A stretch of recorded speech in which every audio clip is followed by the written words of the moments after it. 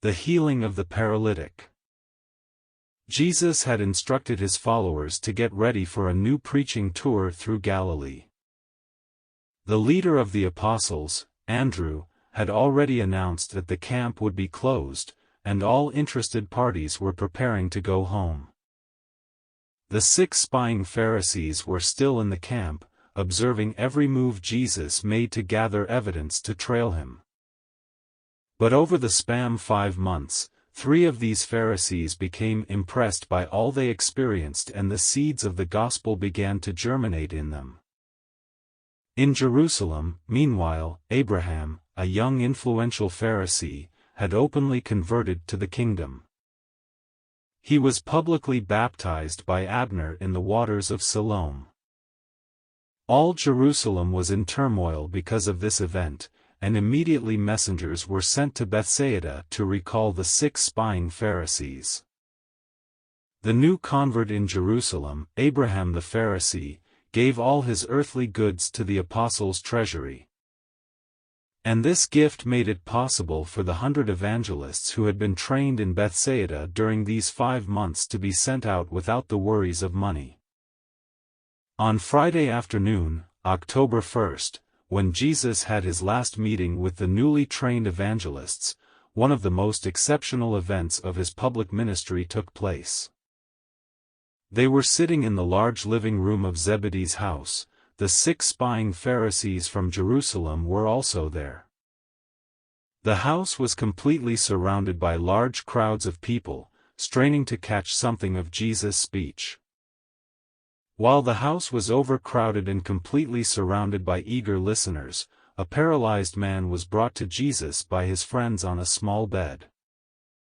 This paralytic had heard that Jesus was about to leave Bethsaida, and he had decided to be brought to Jesus, in whom he hoped to find healing. His friends first tried to enter Zebedee's house through the front door and then through the back door, but the way to Jesus was blocked by the many people.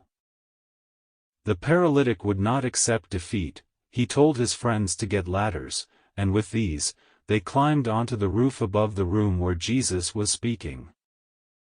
After removing the roof tiles, they very carefully lowered their paralyzed friend on his bed with ropes until he was right on the floor in front of the Master. When Jesus heard the noise of the roof being broken open, he stopped speaking. The paralytic was expertly lowered to his feet. Jesus said nothing and looked at the man expectantly. The paralytic said, "Master, I did not want to disturb your teaching, but I am determined to be healed. I am not like those people who received healing and immediately forgot the message you teach. I would like to be healed so that I can serve in the kingdom of heaven." Jesus knew that the man had become paralyzed due to a rough sinful life he had led.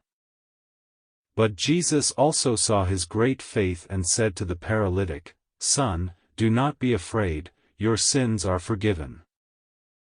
Your faith will save you."